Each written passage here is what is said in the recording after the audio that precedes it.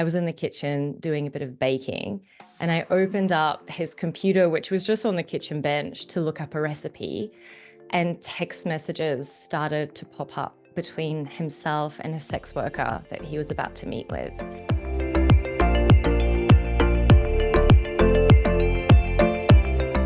We all want to have a great relationship with our partners. I've been with my partner for almost 20 years, and to be honest, I'm starting to get a little worried. Worried that things are going to start going wrong now since we've been together for almost half my life. So I'm really excited to be talking to our special guest today, who's going to tell us all about the good habits we need for maintaining healthy relationships with our partners.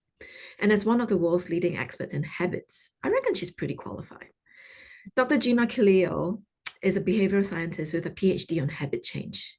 She's recently published a book, The Habit Revolution: Simple Steps to Rewire Your Brain for Powerful Habit Change. Welcome, Dr. Gina. Thanks so much for having me. It's great to be here.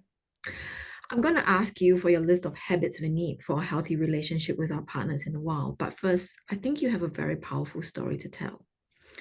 3 years ago, you discovered your husband was cheating on you, which left you literally without the ability to do anything.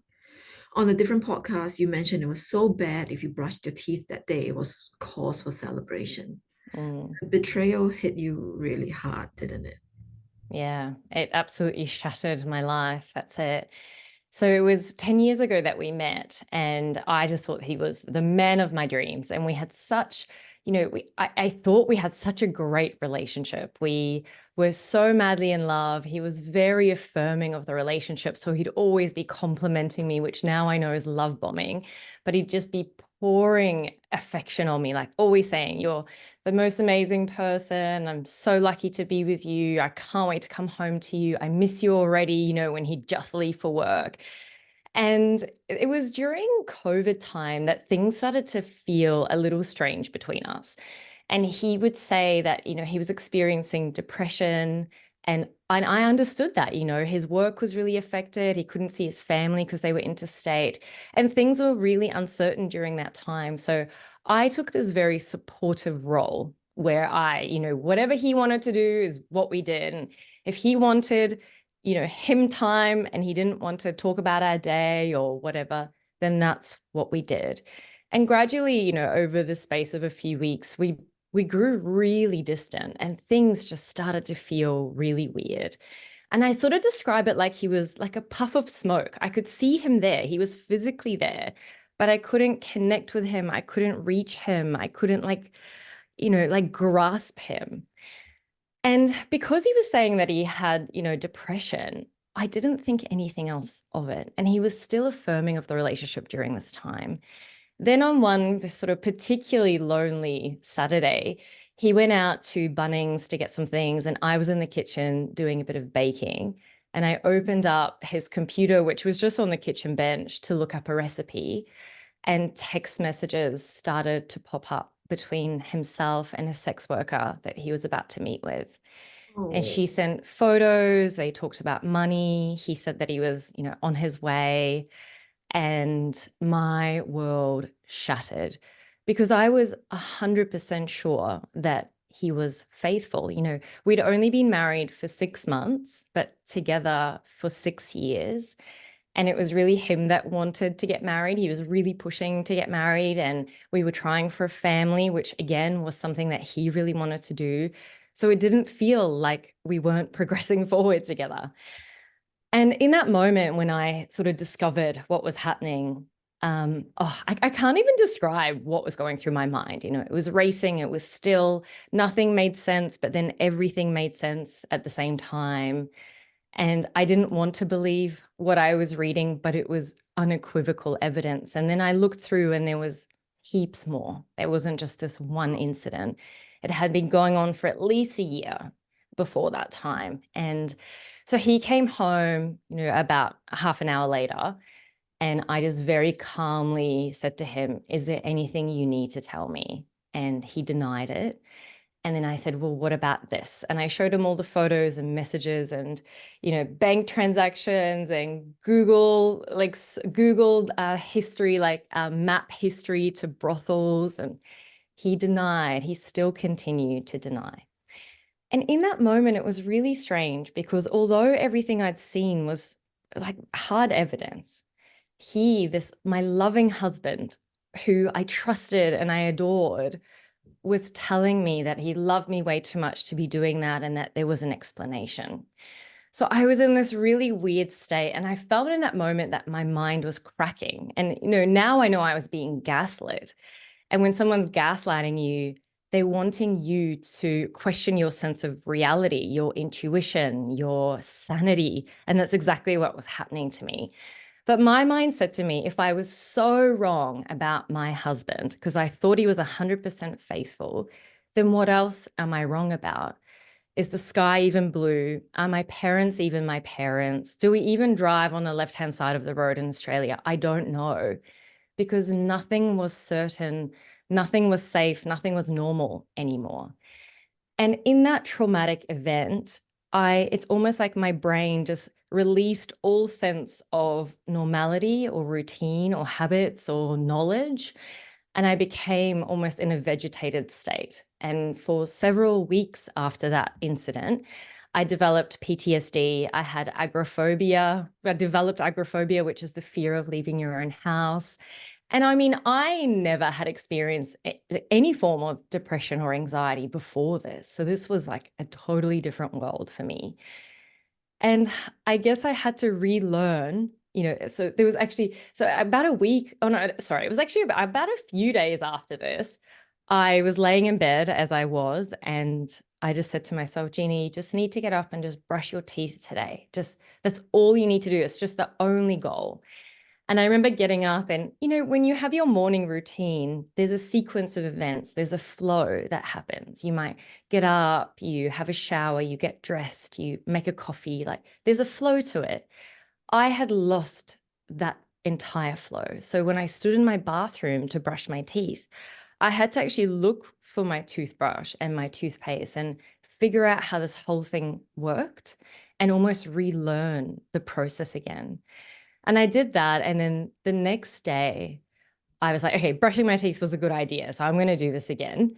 And I noticed that it was easier the second day, and it was easier again the third day, and then every day after that. And I was like, okay, this is the neuroplasticity that I teach about. This is how we rewire our brain. And that's how I was able to find the motivation and the strength to rebuild my life one habit at a time. That's, that is a very incredible story, and I'm so glad to hear that you've bounced back and Thank you. sharing everything that you've learned with us now. Um, would you say that some of the tips that you share with us soon has been influenced then therefore by what has happened to you? I mean, absolutely. It's such a lived experience for me. I appreciate the challenge of change. I know how hard it can be when, you have stress in your life or you've got other external demands. I also have had disordered eating in the past, and I've worked with thousands of people to help them change their behavior and their habits. So I would say that the advice that I give and what's written in my book is a combination of science, of lived experience, and of working with so many people and deeply understanding what it is that we need to actually make meaningful changes, and the things that are just, like social media fluff, like go hard or go home, that doesn't work. So that's what I would say the advice comes from. I'm glad to hear that that doesn't work. Yeah. So let's start with understanding this thing called habits. We've got good habits, we've got bad habits. Is one easier to form than the other? Yes and no. I mean, the habits that we have that we might call bad habits or our unwanted habits might be things like scrolling on our phone too much or eating too much dessert or sugar or, having too much alcohol. The thing with our unwanted habits is they often give us a hit of dopamine and it feels good. Screens give us dopamine, alcohol and sugar give us dopamine, and dopamine makes us feel like, oh, this feels really good. I want to do it again. This has given me motivation and I'm anticipating another reward. Whereas things like cabbage or kale and, meditation aren't exactly going to give us that hit of pleasure. So that's probably why we feel like our unwanted habits are so much harder to break than our good habits are to develop. So, but having said that, I've worked with people who have developed habits so quickly because they were really motivated to and they were ready to. And they found their own rewards in it. Like exercise, for example, makes you feel great. It's really hard getting started and like getting to that first gym class, for example. But once you do it, you feel amazing. And you just have to remember that and, hold on to that when you're creating the habit. Isn't it funny how, the bad unwanted habits seem to be easier and Mm. gives you that bigger dopamine hit than, cabbage. If Yeah, only cabbage gave you a good hit. I know, right? If only. If only we had a cabbage addiction.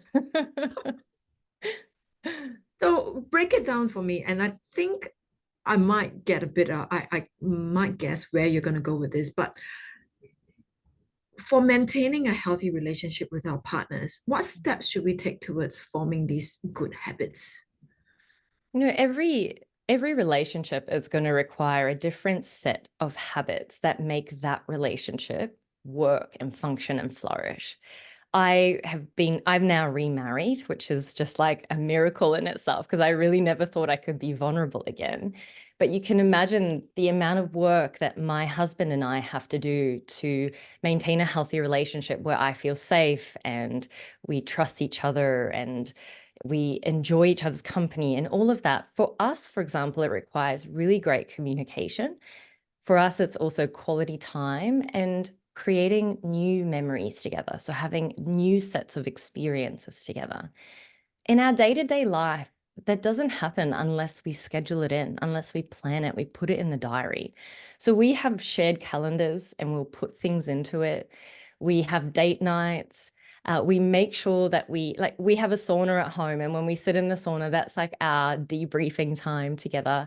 So we have certain routines that ensure that our relationship works really well. For other people, the habits that they need to create might be around, a better sex life or, I don't know, like talking about their finances and getting that in place together. So every relationship will be different. The first step is really to communicate that together and work out what the key priorities are for the couple, for that relationship, and then the really practical steps of how to achieve that together. I like a bit of what you say there because my husband and I have a shared calendar as well. But on the shared calendar, it's car servicing appointments, where to go for this and that. There's not Yeah. there's not like a schedule where it's like let's spend time together. Mm. Yeah. And look, we have that as well. I think for me, because I work for myself. And so if it was up to me, I'd work all the time 'cause I love what I do. So I have to schedule in time with Mitch. Otherwise, I'll probably find myself in my little office all the time. And Mitch does shift work. So he's a firefighter. He's got 4 days on, 4 days off. So his schedule isn't always just weekends off. That's why we might be spending a Monday together. So I'll put that in the diary so that I make sure I don't have meetings on that day. I'm not presenting anything. And that's why we have those quality time things. But honestly, it's been a game changer for us. I highly recommend doing it. So are there any other good habits that you think we all need to develop to maintain a healthy relationship with our partners?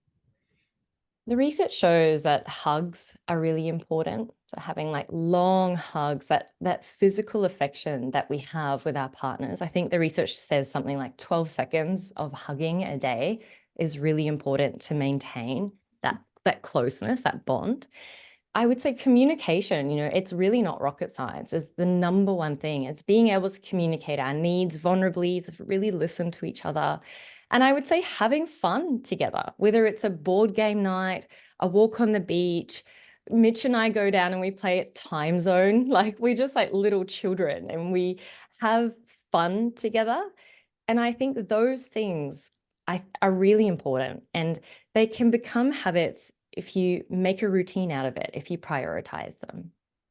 And I like the making fun because, that is actually the quickest and easiest way to get that dopamine hit. Yeah. definitely. Yeah, when you're doing it with the person you love, and there's so many things that happen within that. Like when you laugh and you look in each other's eyes, that releases oxytocin, which is that the bonding hormone, and we share that. And you might think, oh, we're just being silly together, but your biology is actually responding to this experience that you're having with the person that you love, and it builds trust, it builds intimacy, it builds like bonding. And so you just think that it's a board game night, but it's so much more than that. And it's a really powerful thing to do. And I think you can actually extend that to having fun with your kids as well, because Yeah, it creates all that same bonding relationships.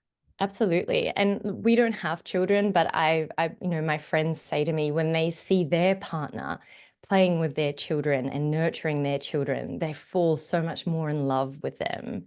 And I think that's really beautiful. And of course, the bond that you have with your own kids is, it's magic.